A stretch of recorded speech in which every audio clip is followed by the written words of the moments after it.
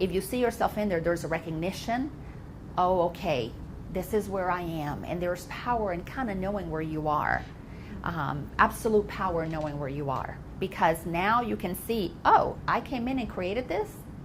But with the same power that I created, what I don't want is the power that we create what we do want. For some people, it can take decades. I mean, it just really depends. And one of the things that I absolutely am committed to doing is demystifying how difficult the spiritual journey is making sure that people know that there is access to information that will absolutely jumpstart that transformation. There is no need to be stuck in a belief that says that I need to go to therapy for 20 years to figure out who wounded me so that I know who to keep pointing the finger at. Because the more that we go to point the finger at somebody else, the more we're holding ourselves apart from our own power. It's crucial to bring that back. And it is through information, I have found, because it was through reading what others wrote that I had access to my truth, because they were writing about their experiences.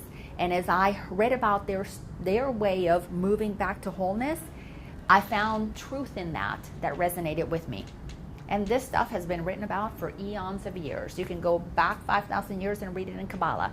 You can go back to the Bible, 2,000 years. Jesus was teaching the same thing. Judge not.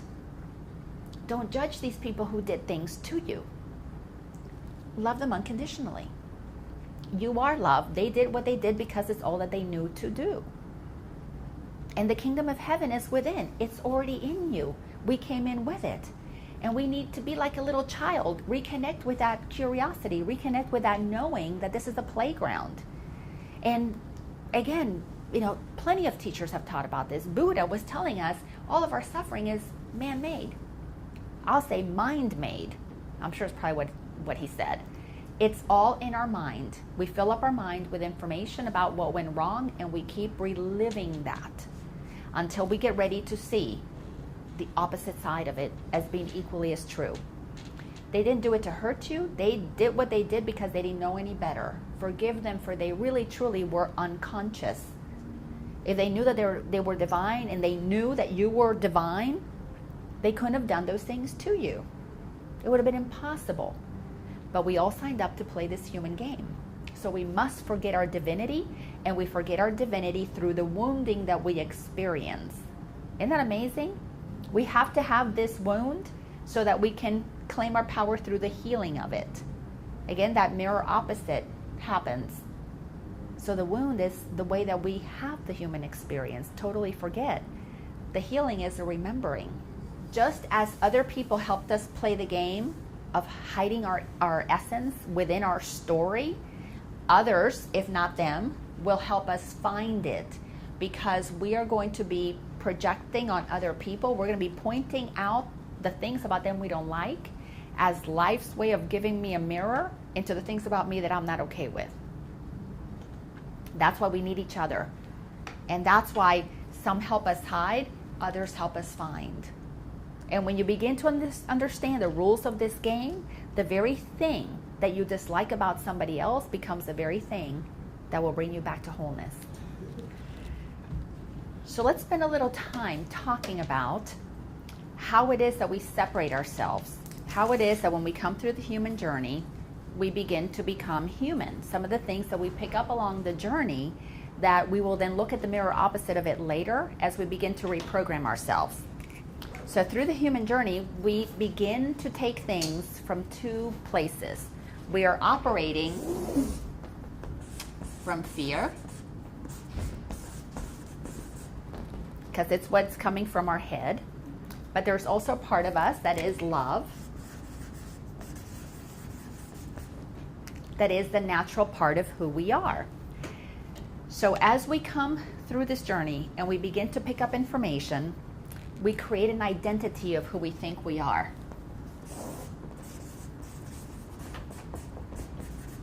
We believe ourselves to be human. We believe ourselves to be Lina. We believe ourselves to be a female that is supposed to do this, that, and the other, and this is the way that it is. So we pick up the understanding that there is a right way of doing things. and there is a wrong way. And because we got taught through punishment and rewards that it is better to be right than to be wrong, we become very defensive of always being right. So we literally get programmed into believing that our survival depends on doing things right, and our basically diminishment, the death of who I think I'm supposed to be, happens if I'm wrong. So as you can see through this human journey, we begin to pick up things that are beginning to move us away from the truth of who we are. Another thing that begins to happen is that because there is this right and wrong, there's this punishment and reward, we begin to react. We react to situations in such a way that we want to create a specific result. So somebody says something that I don't like, I react immediately, I get defensive, I want to make sure that I prove my point. I want to let them know how much I know to make sure that they know I am right. Or if I can't convince them that I'm right, I am convincing myself in my own head that, yes, I am right. So there is a reaction that becomes automatic when we get to that place of defending, which is the other thing that we do. When we are defending, all that we're doing is protecting. And we only protect what we defend to be right. So we're constantly in a game of reacting to what the world is doing because I'm defending, I'm protecting. I am constantly in this, spinning around in circles to prove myself to others. And it is totally about proving.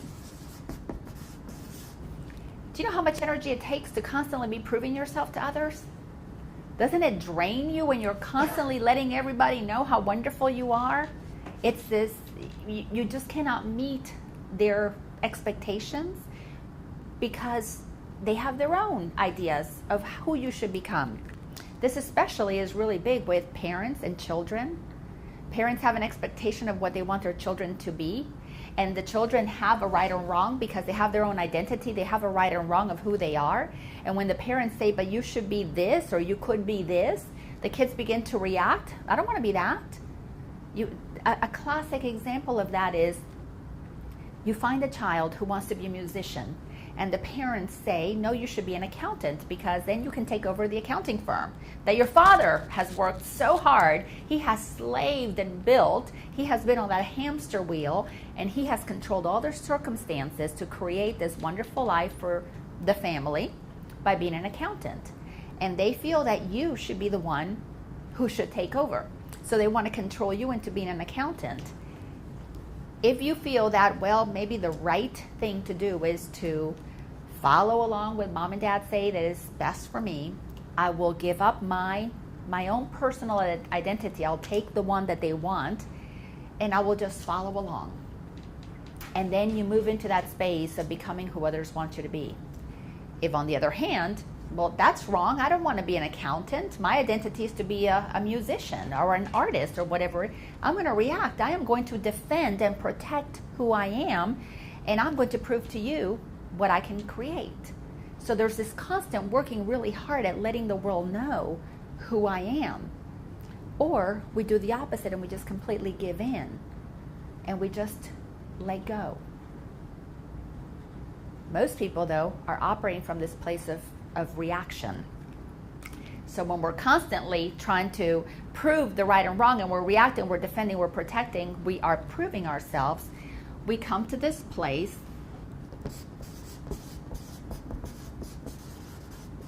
of resistance. And this is the place that if you are really truly going to move through the spiritual journey, we need to look at that which we are resisting, because when we can understand why we are resisting, we can begin to change things around. We can begin to open up, because the only opposite to resistance is acceptance. When we can move to a place of accepting what is going on, my parents want me to become something that doesn't make my heart sing. We can begin to, instead of proving, we can begin to open up and we get curious, we can hear. Instead of letting them know you are wrong and I am right, there is an opening that happens.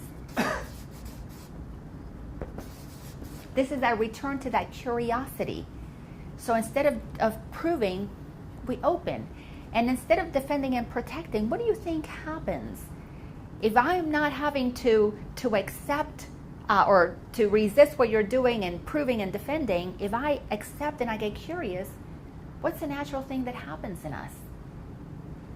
There is an opening. This opening gets created. And when we are open, instead of reacting, there's an opportunity to respond. And when you get an opportunity to respond, then you can begin to see, well, for them, my being an accountant is the right thing, but for me, following my inner knowing to be an artist is what feels better to me. Instead of there being a right and a wrong, there is a complete opening to just, things just are what they are. And in that space of right and wrong, actually everything is just good. There's no right, there's no wrong. It just is. It's good, it is.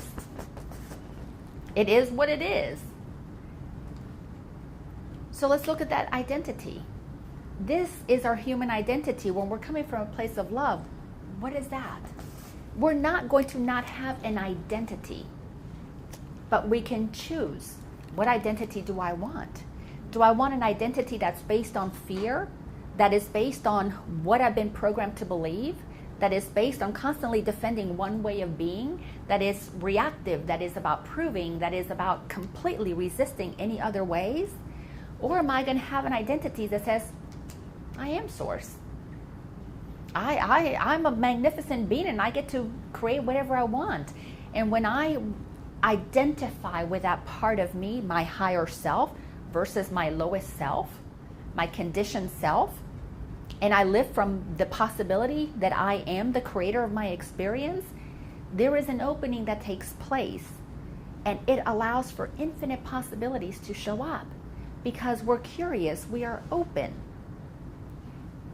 When we're in resistance, it's only for one reason, truly, that I have found. We only resist that which we are not ready to see. If you're ready to see it, you don't resist it. So if you look back on your life at the places that you have been in resistance, that you have been pushing back against what was possible, it's simply because you did not have enough discomfort in your life. You did not hit the wall. You were in a place of still operating from getting programmed and thinking that you were controlling life through your programming. So it's a wonderful thing. I love the way that life has set up this game, because when you consider that everything is a mirror opposite of each other, we resist that which we're not ready for. Has anybody here had an experience where they were resisting something, and then when they let go, all of a sudden it's like the answers came flooding in? When they stopped resisting, the solution got created? There is a magic flow that takes place. And when you begin to understand, to me, the laws of the universe, we resist only what we're not ready for. So notice, if you're in a space of resistance, you can still consciously move to that place of going, you know what, this is just not where I want to be. But then it becomes an acceptance of what is, and an open curiosity to, how would I like to do it differently? So it's not that resistance is bad. It's just that when we do it unconsciously, we're keeping ourselves from growth. When we recognize, okay, this doesn't make sense for me, it's from a conscious perspective, there's an acceptance that there is something that could be done differently. Big difference. This is a total reaction. This is a response. And those two things really work with each other. It's a wonderful dance when you become conscious of what's going on inside of you.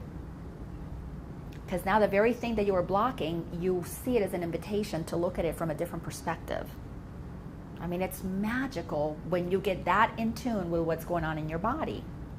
Which leads me to this other thing.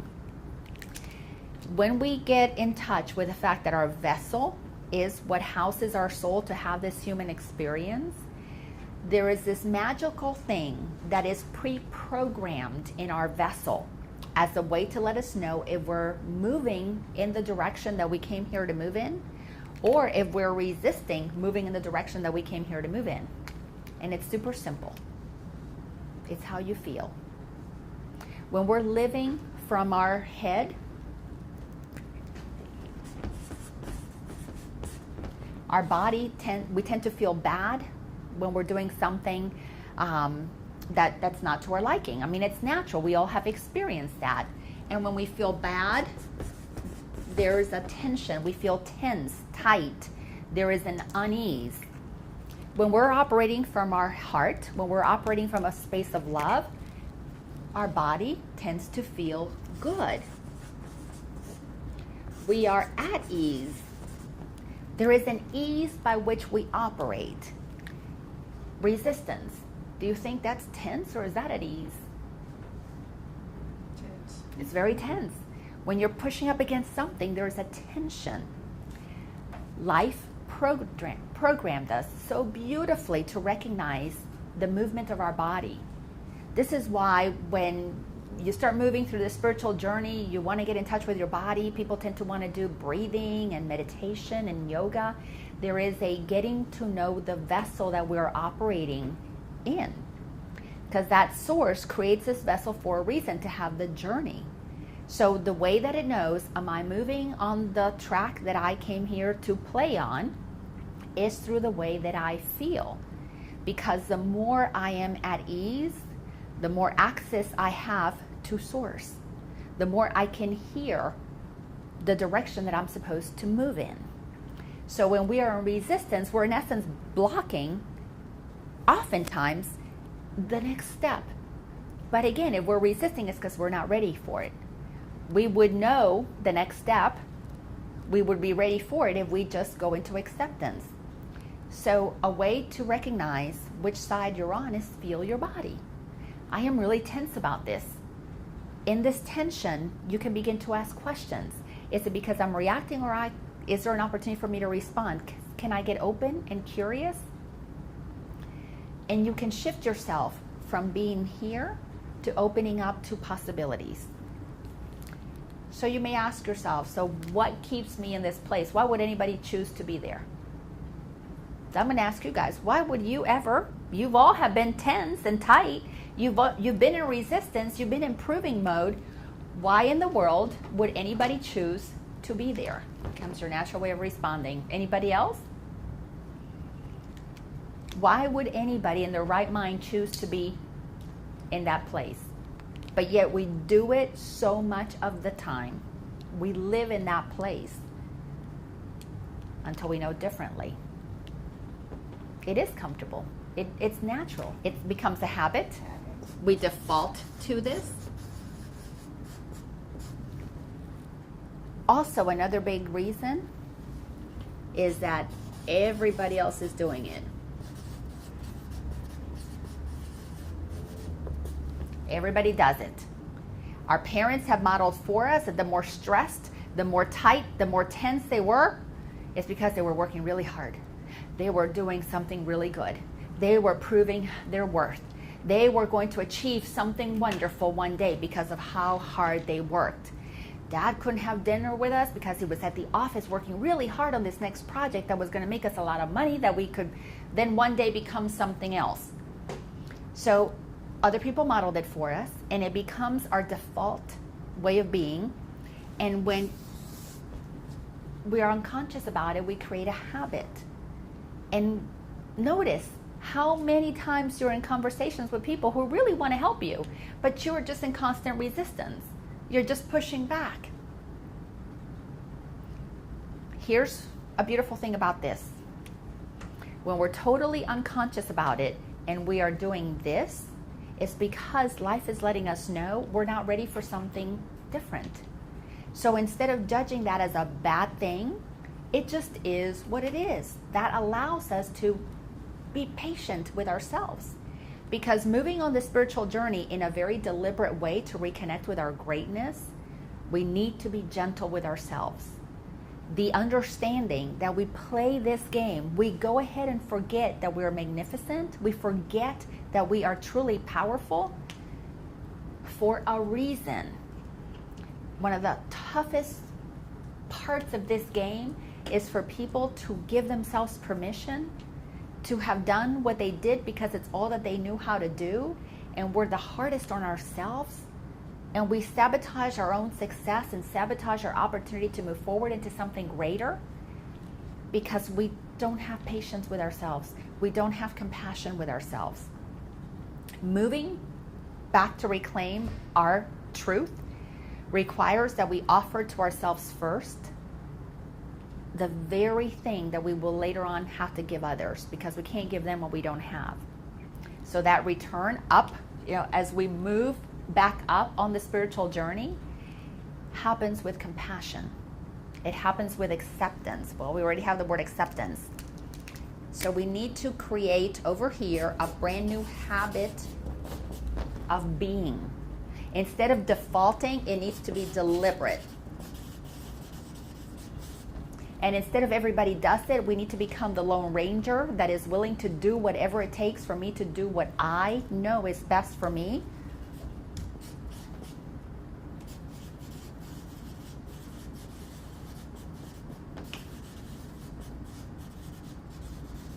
We need to reconnect with that truth that inside of me are all the answers.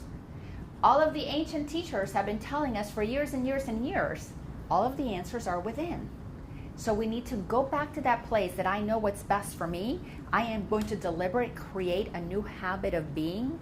And when I create a new habit of being, truly, it is what is natural. And we return to a place, again, guess what? What you just said, it is comfortable. But let's talk about the difference between comfortable from fear and comfortable from love. What do you think is the difference? When you're comfortable from a place of fear, what have you just done? You give in. We put ourselves in a nice, neat little box. We box ourselves in. We limit ourselves when we get comfortable. So we'll just put the word here, limit. When we get comfortable with tapping into our source of power, when we get comfortable to creating new habits that are very deliberate about creating what it is that we want, and we tap into that natural energy that is flowing through us, what is comfortable? Freedom. We are comfortable going outside the box. We're comfortable, maybe in the beginning we create a little bit of a box, and then we expand that box with new habits that we deliberately decide to take on. And the box expands until before you know it, we don't need a box. We're free because we recognize that there is something inside of us that is guiding us. The more we get curious, the more we begin to be accepting of what life is bringing to us, the more we begin to notice. We were talking earlier about these synchronistically placed breadcrumbs, this trail, maybe it's a little trail of M&Ms leading us back to our greatness. Are you guys familiar with the children's story Hansel and Gretel? You know, somewhat. So these little children out in a little village start wandering into the dark forest. They start moving into the darkness. Had the foresight that for us to find our way back out of the forest, we will leave a little trail of breadcrumbs. So they left a little trail of breadcrumbs. Life gives us a little trail of breadcrumbs in the same way. So Hansel and Gretel went into the forest where it was really dark and the witch was about to cook them, have them for dinner. And they did what they needed to do. They figured out, they used their conscious awareness to determine, how do I get out of here? How do we beat the witch? And when they did the work that they needed to do, they walked out the door, they followed the trail of breadcrumbs back home. This is where we have to use logic. The identity that we created didn't come from us when we got programmed to be a human being.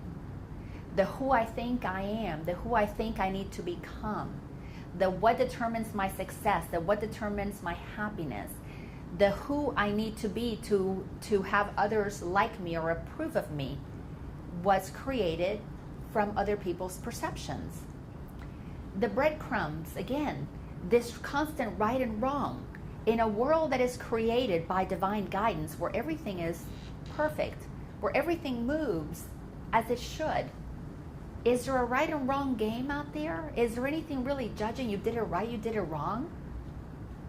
One of the things that I like to think about is we can look at adversaries. Let's think of like two countries that are adversaries, or two cultures that are fighting against each other. In a moment of war, let's think about the Crusades. There's the Christians on this side and the more liberal Protestant Christians on the other side, or the non-Christians. And they're going to war against each other. There is this divine source that creates weather, and it rains equally on this side as it does on this side. There's this divine weather that says, you know what, there's going to be a drought. There's a drought on this side as there is a drought on this side. But yet in their minds, one of them thinks that they're right and the other one is wrong. And this source that creates everything plays no favorites. It rains equally on all of them.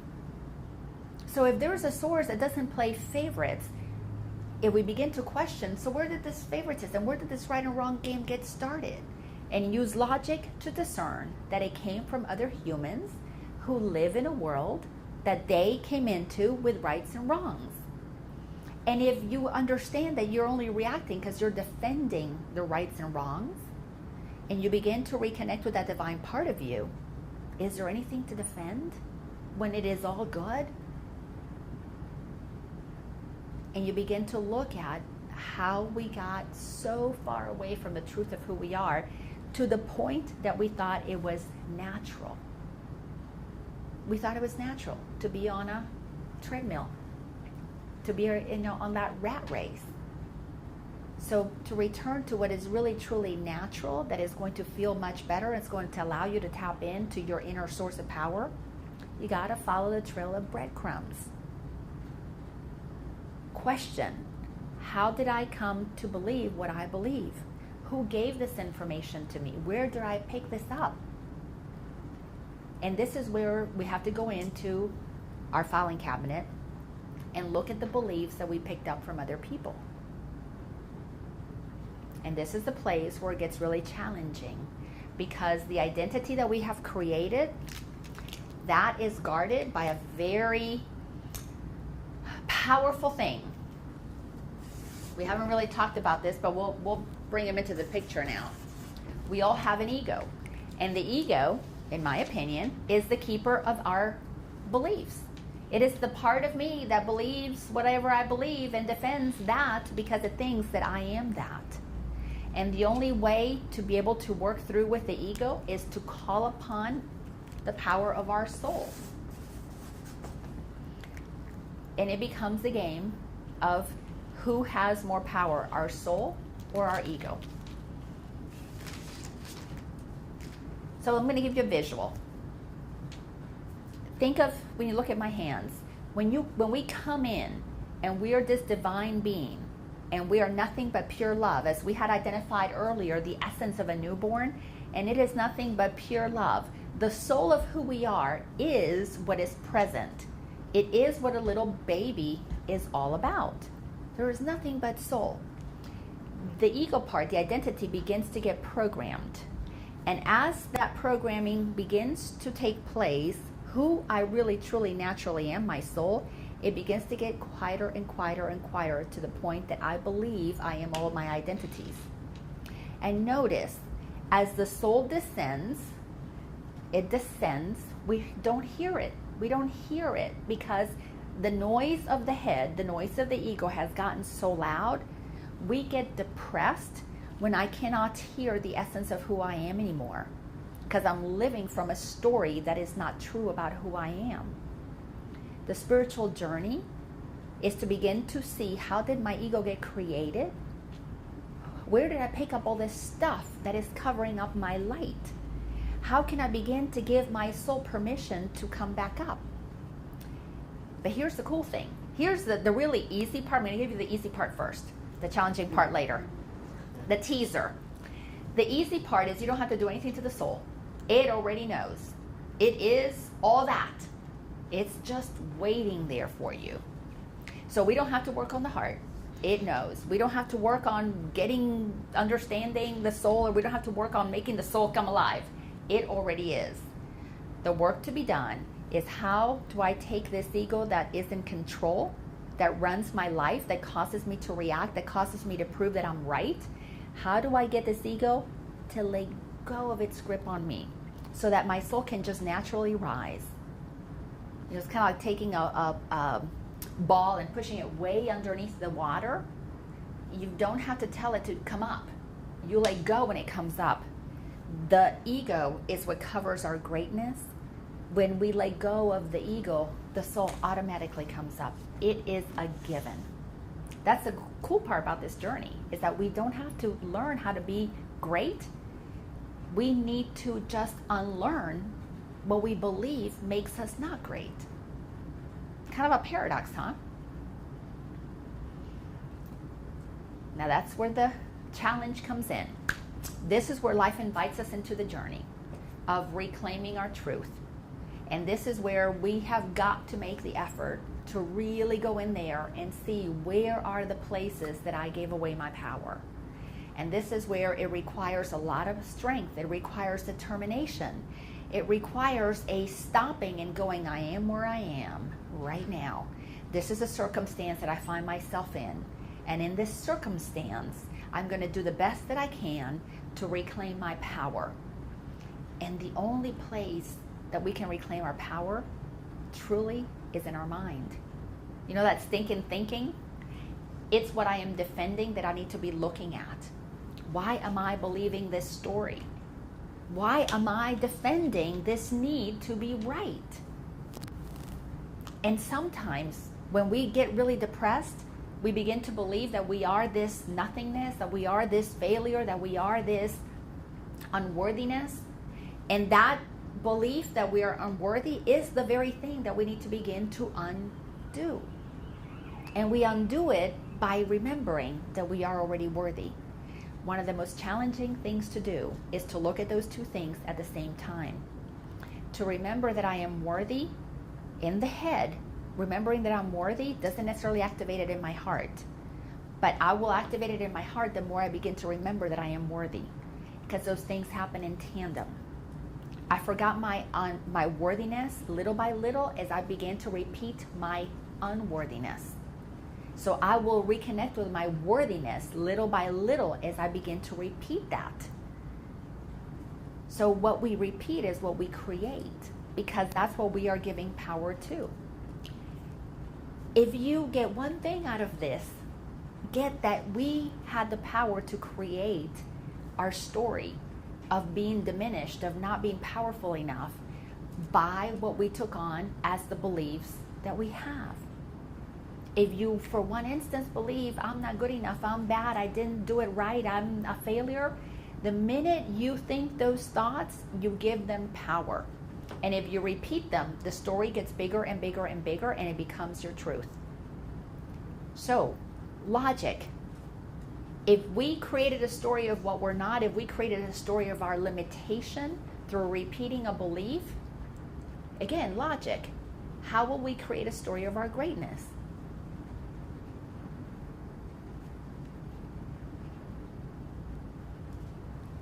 This is where you guys chime in. I'll repeat this again. We created a story of our limitation through taking one belief, that somehow I wasn't enough, whatever that is, and we repeated it over and over and over and over again until we created, believe in that story. So how do we create a different story? Do another story? Absolutely. You pick a belief that feels good, that feels better. So if I have the belief that I'm not good enough, that I'm a failure, and I feel tight and tense, and I repeat it and repeat it and repeat it and keep resisting that I could possibly be good, because see, this is where we get stuck in this journey. We begin to react against people who tell us, no, you really are magnificent. I experience this when I coach my clients all the time. They will begin to tell me about their story. This terrible thing happened to me. And as I begin to say to them, but maybe it happened for you. Oh, no, this happened to me. This is really bad. Let me tell you about this. But maybe there's a lesson in there. Maybe there's something that we can extract from it that's going to help you. No, this is a terrible thing that happened to me. And as people will pay me to help them shift, they completely, they want to take the time, most of the time on the coaching appointment, to prove to me how bad it is for them, and they're completely in resistance of the opportunity to be able to come up with a solution. And we do that all the time in regular conversations. We'll be with somebody who wants to show us a different perspective. They want to shine the light of awareness in an area that we cannot look at in that moment because we're so focused on proving our story that we can't see possibilities. And when we're so focused on proving our story, what are we doing? We're repeating it. We're repeating the same story. So every time we're trying to prove what happened through resistance of allowing something else to come in, we're proving the story, we're creating a bigger story, and it just gets bigger and bigger. And then we're believing it through repetition. So doesn't it make logical sense that if you want to experience something different, begin to make up a story and repeat it over and over and over again until one day you'll believe it. And when you begin to believe it, you will see evidence of it. We came in powerful beings. We created a story of our diminishment. We came in as powerful beings. We can create a story of our greatness. But we have to deliberately create the habit of thinking that supports who we want to be. It doesn't get any more complicated than that. It doesn't get any more simpler than that. That's it. So any thoughts or comments or questions right now? What is this showing you that is possible? Do you really have the lesson? Maybe the lesson is that that's the person you're not supposed to be with. And you will know that you have achieved the lesson. You will have gotten the lesson when you feel at ease about it. When you feel completely at ease. And to be able to move to being at ease, one of the things that we need to recognize is when we live in a state of fear and there are things that we feel that we have to be complete and happy, there is a thing called attachment. When we can detach, we feel at ease. But as long as we're needing that person to be what helps us feel okay, or that job, or that house, or that bank account, or that, friend, as long as we're attached to that being the only thing that makes us happy, really the only lesson left is if it went away, me trying to hold on to it, it's just me being attached to it. Me giving it the power to be the thing that brings me joy. So again, look at I'm resisting letting go of what wants to get away from me. Because if there was a divorce, chances are they wanted to move on as well. So one that wants to go is already detached. The one that's holding on is attached. If it's supposed to be yours, there would be absolutely no resistance from either party. If it's not yours, one party is pushing away and one is holding on. So we can create a new story that allows us to move into the space of being able to let go. It was great while it lasted. This is where we begin to get acceptance. It lasted 10 years. It lasted 22 years. It lasted 1 year. The relationship lasted however long it lasted. And begin to get curious. What about this can I take on that helps me move to my next level of the journey? What did I learn? I learned that I prefer to be with somebody who is this way versus somebody who is that way. Because part of the being curious is to recognize, what do I prefer about the situation? What do I not prefer? Because we're here basically kind of like testing ice cream. If you think of all the relationships, all the opportunities as ice cream, some days we like vanilla, some days we like chocolate. And maybe this one was chocolate and you don't like it as much. You prefer vanilla with sprinkles. So this one teaches you what you would prefer to have differently next time. And when we begin to not be attached to the ice cream having to look this way, the person having to look this way or be this way, the job having to look exactly this way, we can open up to another opportunity. If we are wanting to hold on to something that's let go of us, we have closed ourselves off from something new showing up. And if we look back at our lives, if we notice the first car that we have was not as nice as the second car, was not as nice as the third car, probably not as nice as the fourth car. The first place that we lived in, the first apartment, the little, studio apartment, then we had the 1 bedroom, then we got the 2 bedroom, then we got the house, then we got the penthouse. Things always keep getting better. But our holding on to what was is what keeps us from not opening up and being accepting of or receiving what wants to show up. So the question would be, having to have this person to be happy, does that make you feel tight or tense? Having to have that one who doesn't want to be with me is what would make me happy. Does it make you feel at ease or tight and tense? Yeah, tight. It's tight because we want to control the situation. Going back to this place, we got programmed that that one was the one that served our needs, and because they served our needs at the time that we had them, again, and this applies to everything, whether it's a job, whether it's a relationship, whether it's the money, we got programmed. This is what I'm supposed to have. And then when I had it under control, and then it got reprogrammed to believe something else, and it wants to move on. But I am over here suffering because I need to have it.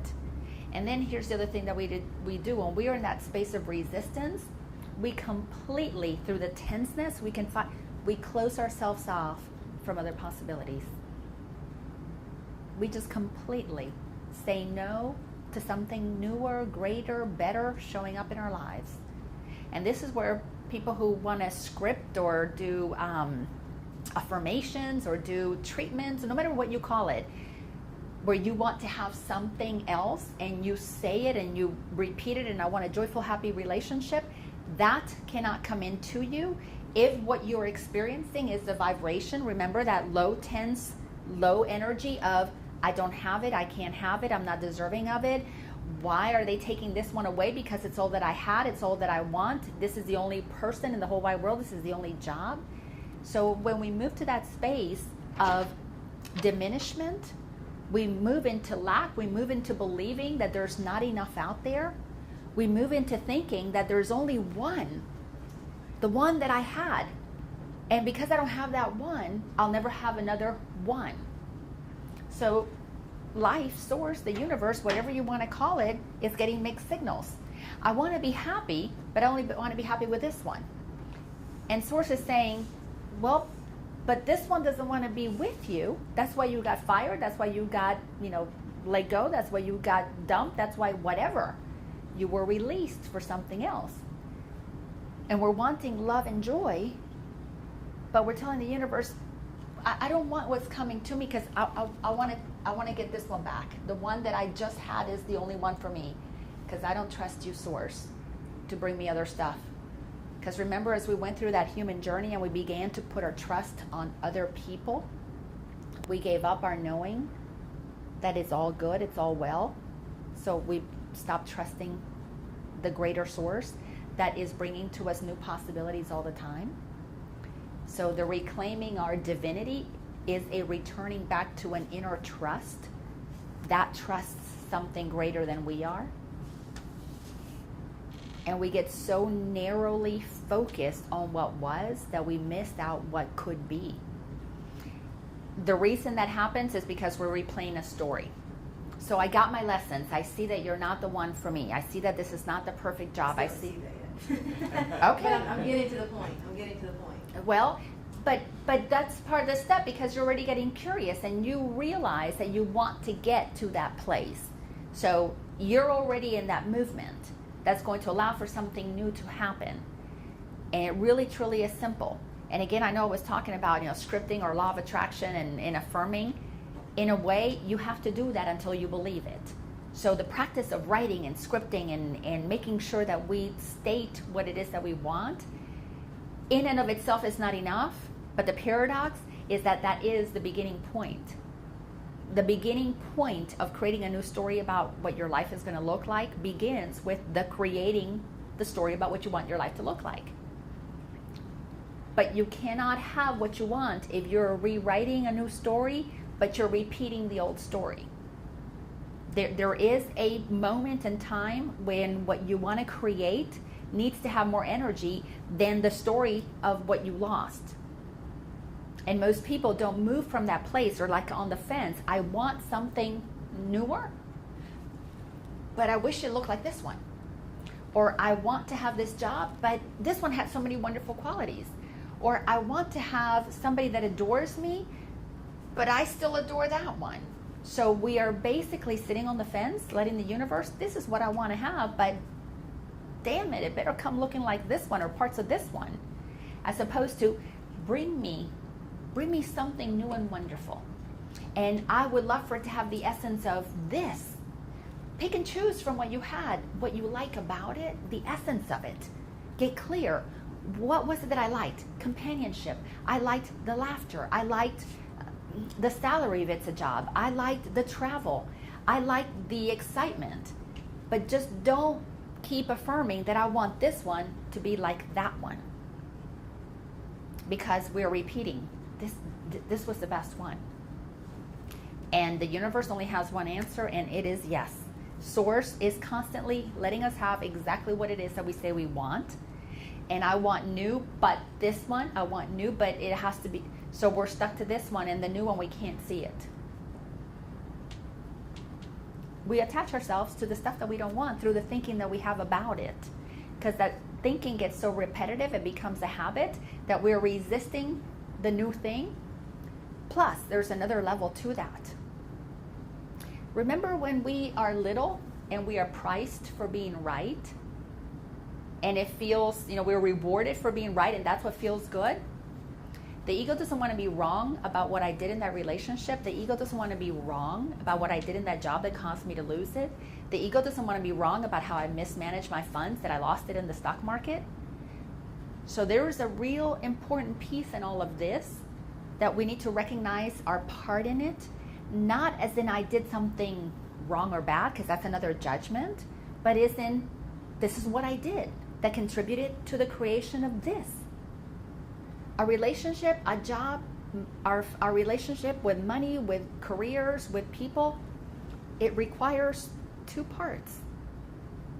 And if we're focused on what they did and we don't recognize our part in that creation, we're always stuck.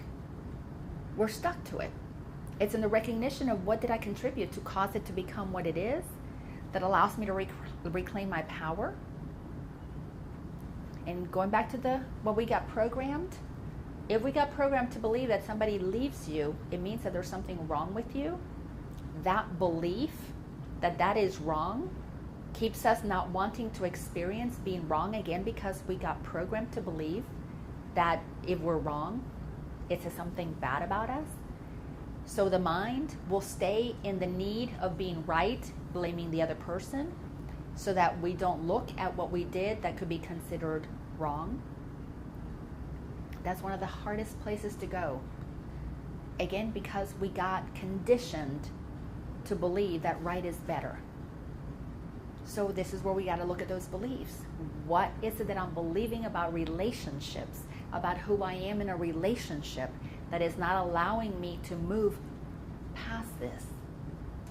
Because once you get your lesson, and maybe the only lesson is your need to be right about everything is what caused that other person to go away. And when we get okay with, it just is what is. It doesn't have to be right or wrong. It could just be what is. You have your opinion, I have my opinion. All right. So if you want to go to the movies and I don't like to go to the movies, it doesn't mean that has to break up the relationship. But we need to look at another belief. Does the belief that we have to do everything together, that makes us a right couple? That's a right way of being a couple? So if you want to go to the movies, and I believe that for us to be a good couple, I have to constantly go with you, but I'm doing something I really don't want to do. I'm going to go with you to the movies to validate the belief that a couple that is going to be happy is always together. And then I'm going to be miserable while I'm doing that with you because I also have another belief that says I don't like to go to the movies. Movies is not fun for me. So now I'm in conflict. I got two beliefs in opposition. The belief that you always have to be together and the belief that I don't like movies. Do you see how those things, I mean, there are layers and layers and layers to the beliefs that operate in everything that we do. Because if we have different perspectives about different things, we have been conditioned that mine has to be right, because if it's wrong, that's not going to feel good. And then we give up and give into doing what we believe is wrong out of the need for being loved and approved, because we then believe that being alone is wrong. So we give a piece of ourselves little by little into relationships, into jobs, into making money, or into being healthy in a certain way, being fit in a certain way that isn't congruent with what we really like. But because we somehow get conditioned to believe that that should be done, we lose touch with our soul. We lose touch with our soul. We get all stuck in a jumbled up belief structure that is completely wacky. So it requires a dismantling all of these beliefs and begin to look at them from a perspective of, what does my soul really want to do? And then use the head in a way that allows me to navigate this human experience. I love you tremendously, but you going to the movies without you doesn't diminish who I am. So you go do what you want to do, I go do what I want to do. We're still a wonderful couple who honors our diversity. But while you're over there doing that, I'm not going to be sitting over here wondering, do you really love me? Do you really care about me? Are you talking to somebody else? And let my mind begin to get crazy over here? This is where we have to create a deliberate habit. I'm either going to trust or not. When we became humans, we forgot to trust. We forgot to trust because the trusting stopped when we trust our inner knowing. And when we stopped our trusting ourselves, we stopped trusting Source. Because now we needed them to take care of us. So now I trust that you need to become who I need you to be for me to be okay. So reversing that is an unbelievable task, but it can be done. And the way to practice that is you begin to affirm that I can trust. You begin to believe that story and create it and repeat it, and that new habit of believing will just take this into a whole new place. Does this make sense? We little by little forgot our greatness. We will reclaim it little by little by little. And the only place our greatness is hiding is underneath a whole bunch of beliefs. That's all it is. Thoughts in our head.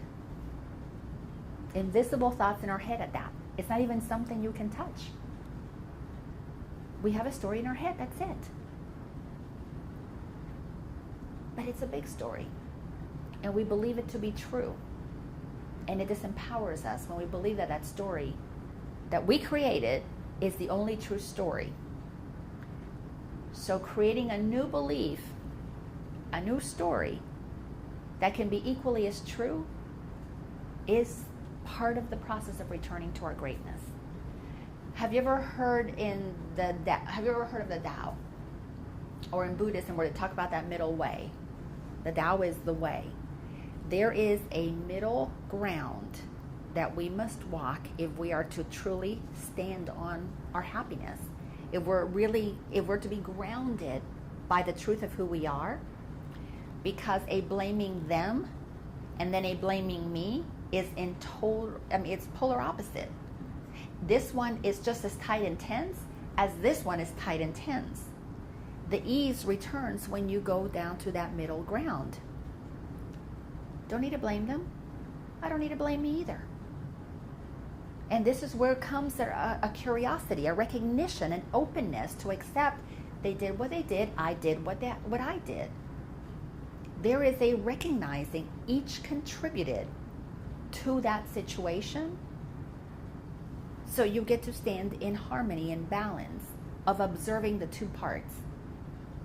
But when this is, they're wrong, so I can be right, is going to cause you a lot of discomfort. Or the I am wrong, which means I am now right, the self-sabotage. Look what I did to hurt them. So we make ourselves wrong and make them, put them on a pedestal. Or we bring them down and make them wrong and put me on a pedestal. Either way, we're off balance. And notice, when we play the human journey, it's all about separation. There was baby me, mom, dad me. Little student me, teacher up here. Citizen me, the government up here. Employee me, the boss up here. It was all about a separation that got created. We got taught that somehow we were less than and somebody else was bigger than us. So our entire life, when we're moving through this human journey, is about a separation. One has to be superior, one has to be inferior. So when we move into that space of blaming or proving, one is going to be higher than the other, one's going to be lower than the other. There is going to be, we cannot see eye to eye, we cannot connect because we see otherness. Going back to reconnecting with the divine part of us. Everything is wonderful. You are who you are, you did what you did because that's what you came to do. I am who I am, I did what I did because that's what I came to do. If it wasn't what we came to do, we wouldn't have done that. If the situation isn't what it is, it wouldn't have been that. We're constantly suffering because what is, what happened, we don't like. That's where the acceptance needs to come in. And you don't really get your lessons until you have the acceptance. And most people think that I learned what I needed to learn, but we learn it without acceptance of it being what it is. I got my lesson, but, he's a jerk. She's a bitch. Whatever. There's a separation. And we always have to feel superior. Because if we feel inferior, we go into depression and we can't come out of that. But notice that if we are thinking, we have a story that we're inferior, it's because we're still trying to hold on to being right. And there's a level of being superior in being inferior. And then we play that passive-aggressive game. See, I'm so much better than you are that I'm going to make myself so depressed and so miserable that I can now blame you for my problems. That's how superior I am. And I'm going to cause you suffering with my feeling inferior. It's manipulation because you can't be with what is. So any comments or questions right here? Does this make sense? Some of it clicking in there? It's a lot of information to take in. It's a lot because our mind got programmed to take in a lot of information through school. Look how many years of schooling we went through. Oh my gosh, mind-boggling, right? 12 years for the most part at preschool. Now we got in kindergarten. Now we got 13, 14 years of schooling, and then you go on to college at another 4, 5, 6, 7, 8, 9, 10, depending on how far you want to go. A lot of time taking in information. As we move through to back on the spiritual side to reconnect with our divinity, it's like we need all this information to undo all that information. But it gets back to real, if you keep it simple, keep it simple. We came in to have a human experience, so we had to forget we were divine. And the other people that we experienced helped us hide our divinity through the beliefs that we took on. And then I became so human that I forgot I was divine, that I got really uncomfortable as life's way of saying, come on, let's go the other way. And then now it's just a matter of returning to that place that it really is all good. I did this to myself to have this human journey. A challenge to believe when you are looking at it from the mind. A very simple thing to accept when you're looking at it from the heart. Does that make sense? Giving you a little clarity? Very cool.